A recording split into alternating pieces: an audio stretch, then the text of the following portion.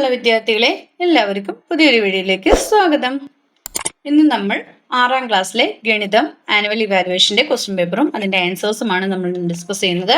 അപ്പോൾ നിങ്ങൾ ആദ്യമായാണ് ചാനൽ കാണുന്നതെങ്കിൽ ചാനൽ ഒന്ന് സബ്സ്ക്രൈബ് ചെയ്യണേ. നമുക്ക് ക്വസ്റ്റ്യൻസിലേക്ക് പോവാം. ഒന്നാമത്തെ ക്വസ്റ്റ്യൻ നമുക്ക് നോക്കാം. 61നെ 9ന്റെ ഗുണിതവും അക്കങ്ങളുടെ തുകയുമായി എഴുതിയത് നോക്കൂ. കണ്ടോ, 61നെ 9 × 6 + 7 എന്നാണ് എഴുതിയിരിക്കുന്നത്. അപ്പോൾ 62നെ 9ന്റെ ഗുണിതവും അക്കങ്ങളുടെ തുകയുമായി എഴുതാനാണ് പറഞ്ഞിരിക്കുന്നത്. അപ്പൊ നമുക്ക് എങ്ങനെ എഴുതാം? 62 = 9 × 6 + 8 എന്ന് എഴുതാം. ഇനി ഒരു സംഖ്യയിലെ അക്കങ്ങളുടെ തുക 30 ആണ്. ഈ സംഖ്യയെ 3 കൊണ്ട് ഹരിച്ചാലുള്ള മിച്ചം എത്രയാണ്? ഒരു സംഖ്യയിലെ അക്കങ്ങളുടെ തുക 30 ആണെന്നാണ് പറഞ്ഞിരിക്കുന്നത്. അപ്പൊ അതിനെ 3 കൊണ്ട് ഹരിച്ചാലുള്ള മിച്ചം എന്ന് പറയുന്നത് എത്രയായിരിക്കും? 3നെ 30 കൊണ്ട് ഹരിച്ചു നോക്കിയാൽ എപ്പോഴും എത്രയായിരിക്കും ബാലൻസ് വരിക? 0 ആയിരിക്കും വരിക, അല്ലെ? അപ്പൊ 0 ആയിരിക്കും. നിങ്ങൾ ഡിവൈഡ് ചെയ്ത് നോക്കണം. ഈ സംഖ്യയെ 9 കൊണ്ട് ഹരിച്ചാലുള്ള മിച്ചം എത്രയാണെന്നാണ് ചോദിച്ചിരിക്കുന്നത്. 9 കൊണ്ട് ഹരിച്ചാൽ എത്രയായിരിക്കും? 3 ആയിരിക്കും. 9 കൊണ്ട് ഹരിച്ചാൽ 3 ആയിരിക്കും കിട്ടുണ്ടാവുക. ഇനി അക്കങ്ങളുടെ തുക 44 ഒരു സംഖ്യയോട് ഒരൊക്ക സംഖ്യ കൂട്ടി. ഇപ്പോൾ കിട്ടിയ സംഖ്യയെ 9 കൊണ്ട് മിച്ചമില്ലാതെ ഹരിക്കാൻ കഴിയുമെങ്കിൽ കൂട്ടിയ ഒരൊക്ക സംഖ്യ ഏതായിരിക്കും? 1 ആയിരിക്കും. താഴെ കൊടുത്തവയിൽ 9 കൊണ്ടും 5 കൊണ്ടും മിച്ചമില്ലാതെ ഹരിക്കാവുന്ന സംഖ്യ ഏതാണെന്നാണ് ചോദിച്ചിരിക്കുന്നത്. ഓപ്ഷൻ ഡി 24,660 ആണ്. 24,660.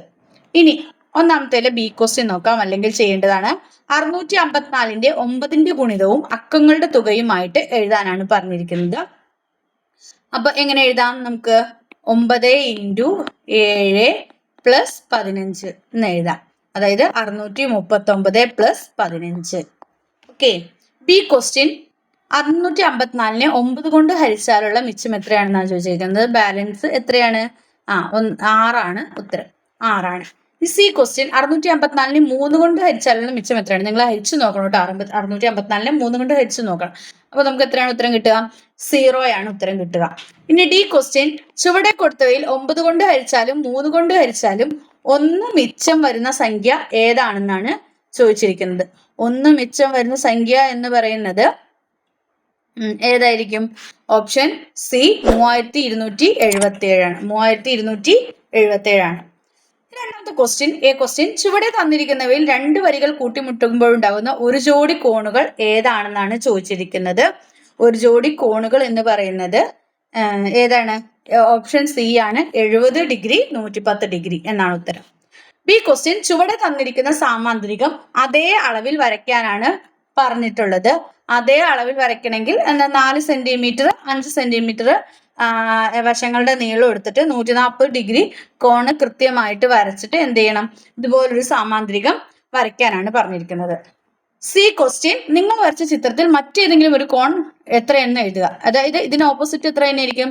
140 ഡിഗ്രി ആയിരിക്കും. ഒന്നുകിൽ 140 എന്ന് എഴുതുക, അല്ലെങ്കിൽ നിങ്ങൾക്ക് എന്താണ് 40 എന്ന് എഴുതുക. അപ്പൊ മറ്റേ കോൺ എന്ന് പറയുന്നത് 40 ഡിഗ്രി. അപ്പൊ 40 ഡിഗ്രി എന്ന് എഴുതിയാലും 140 ഡിഗ്രി എന്ന് എഴുതിയാലും ഉത്തരം ശരിയായിരിക്കും.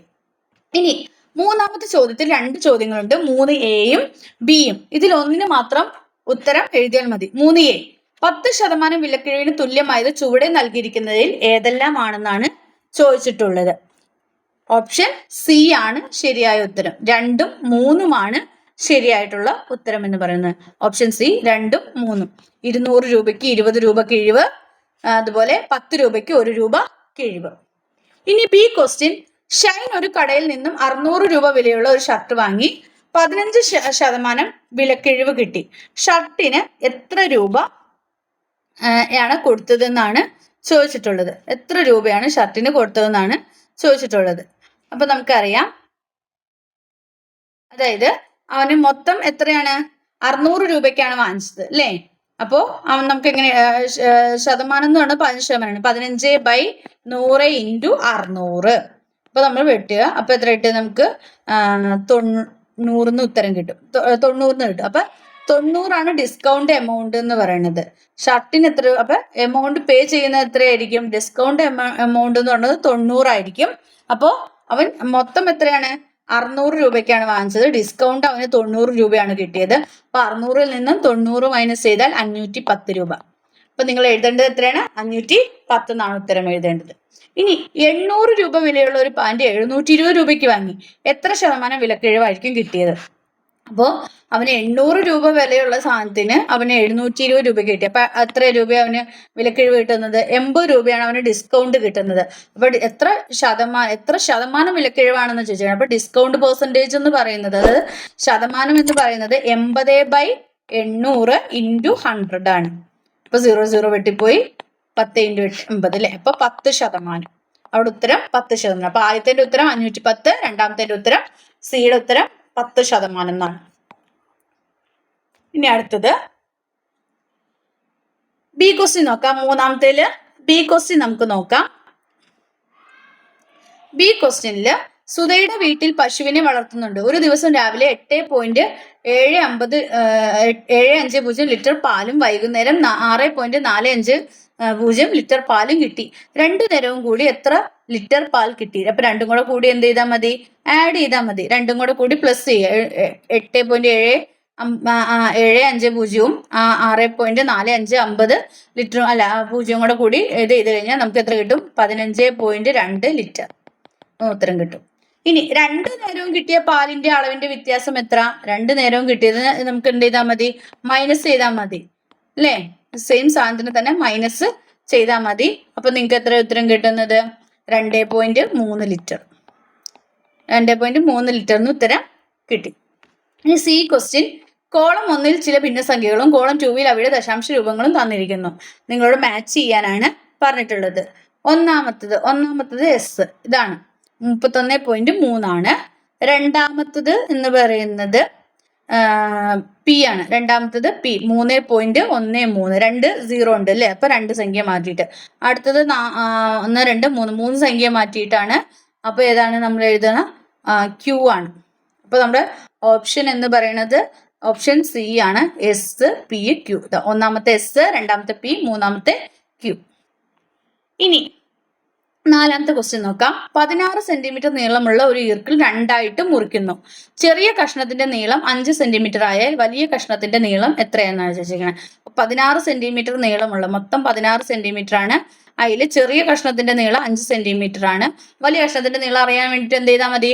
16ൽ നിന്ന് 5 മൈനസ് ചെയ്ത് നോക്കിയാൽ മതി. അപ്പൊ എത്ര കിട്ടും? 11 സെന്റിമീറ്റർ കിട്ടും. 16ൽ നിന്ന് 5 മൈനസ് ചെയ്താൽ ബാക്കി നമുക്ക് 11 സെന്റിമീറ്റർ കിട്ടും. ഇനി വലിയ കഷ്ണത്തിന്റെ നീളം 12 സെന്റിമീറ്റർ ആയാൽ ചെറിയ കഷ്ണത്തിന്റെ നീളം എത്രയായിരിക്കും? 5ൽ നിന്ന് 1 കുറയും. മറ്റത് 11 ആണെങ്കിൽ 12 ആക്കുമ്പോൾ 1 കൂടി. അപ്പൊ ഇവിടെ 1 കുറഞ്ഞു. അപ്പൊ 4 സെന്റിമീറ്റർ ആയിട്ട് മാറി. ഇനി കഷ്ണങ്ങളുടെ നീളവും ഈർക്കലിന്റെ ആകെ നീളവും തമ്മിലുള്ള ബന്ധം എന്താണ്? എന്താണ് അതിന്റെ ബന്ധം? നിങ്ങൾ ഒന്നുകിൽ പ്ലസ് ആയിട്ട് എഴുതുക, അല്ലെങ്കിൽ മൈനസ് ആയിട്ട് എഴുതിയിട്ട് ചെയ്താൽ മതി. ചെറിയ കഷ്ണത്തിന്റെ നീളം എസ് എന്നും വലിയ കഷ്ണത്തിന്റെ നീളം ബി എന്നും ആകെ നീളം ടി എന്നും എടുത്താൽ ഈ ബന്ധം എങ്ങനെ എഴുതാം? എങ്ങനെ എഴുതാം എന്നാണ് ചോദിച്ചിരിക്കുന്നത്. ചെറിയ കഷ്ണത്തിന്റെ നീളം എസ്, വലിയ കഷ്ണത്തിന്റെ നീളം ബി, അങ്ങനെ ആകെ ആണെങ്കിൽ ടി. അപ്പൊ എങ്ങനെയാണ്?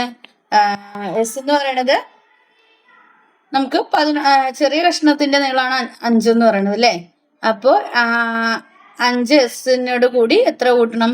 11 അല്ലേ? 11 ബി കൂട്ടിക്കഴിഞ്ഞാൽ നമുക്ക് എന്ത് കിട്ടും? മൊത്തം 16 ടീന്ന് കിട്ടും. 16 ടീന്ന് കിട്ടും. ഇനി ചെറിയ കഷ്ണത്തിന്റെ നീളം 7 സെന്റിമീറ്റർ ആയാൽ താഴെ കൊടുത്തതിൽ ശരിയായത് ഏതാണെന്നാണ് ചോദിച്ചിരിക്കുന്നത്. അപ്പോൾ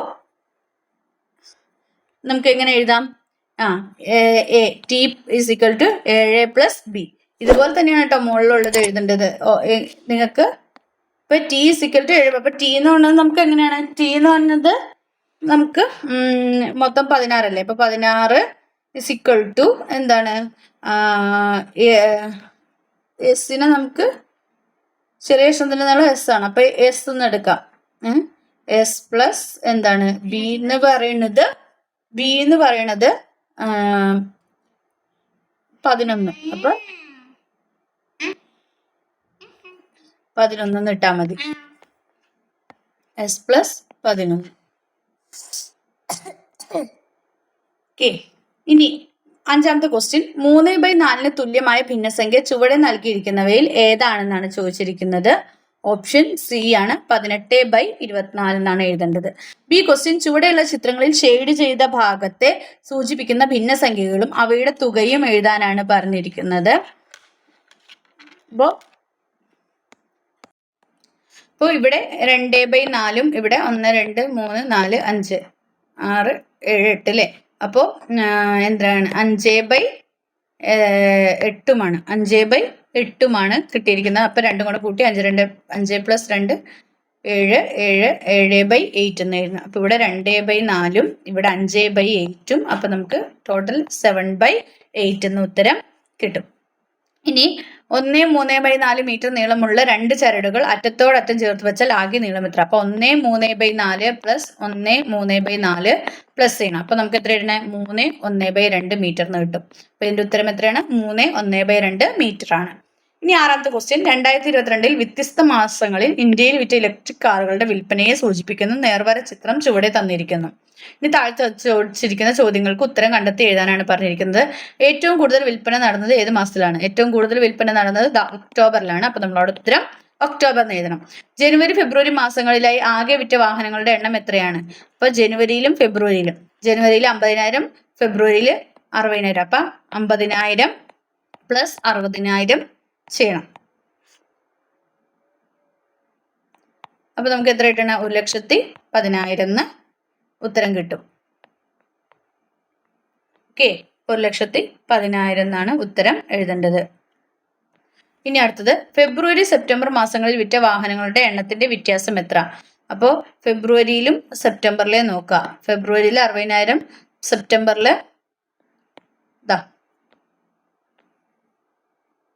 അത് രണ്ടും കൂടെ മൈനസ് ചെയ്യുക. മൈനസ് ചെയ്യുമ്പോൾ നമുക്ക് എത്ര കിട്ടും?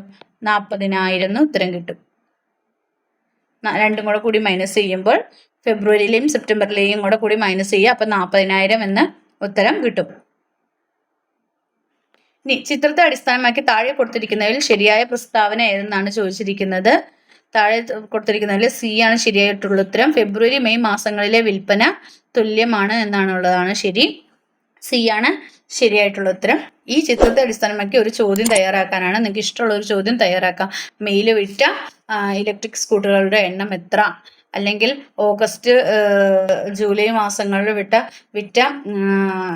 കാറുകളുടെ എണ്ണത്തിലുണ്ടായ വ്യത്യാസം എത്ര? അങ്ങനെ എന്ത് ക്വസ്റ്റ്യൻ വേണമെങ്കിലും നിങ്ങൾക്ക് ചോദിക്കാവുന്നതാണ്. അപ്പോൾ നിങ്ങളുടെ എക്സാമുമായി ബന്ധപ്പെട്ടിട്ടുള്ള ചോദ്യങ്ങളും അവയുടെ ഉത്തരങ്ങളുമാണ് നമ്മൾ ഇന്ന് ഡിസ്കസ് ചെയ്തത്. അപ്പോൾ നിങ്ങൾക്ക് വീഡിയോ ഇഷ്ടമെങ്കിൽ ലൈക്ക് ചെയ്യാം, ഷെയർ ചെയ്യാം. ആദ്യമായി ചാനൽ കാണുന്ന കൂട്ടുകാരുണ്ടെങ്കിൽ ചാനൽ ഒന്ന് സബ്സ്ക്രൈബ് ചെയ്യണേ. Then see you again. Thank you.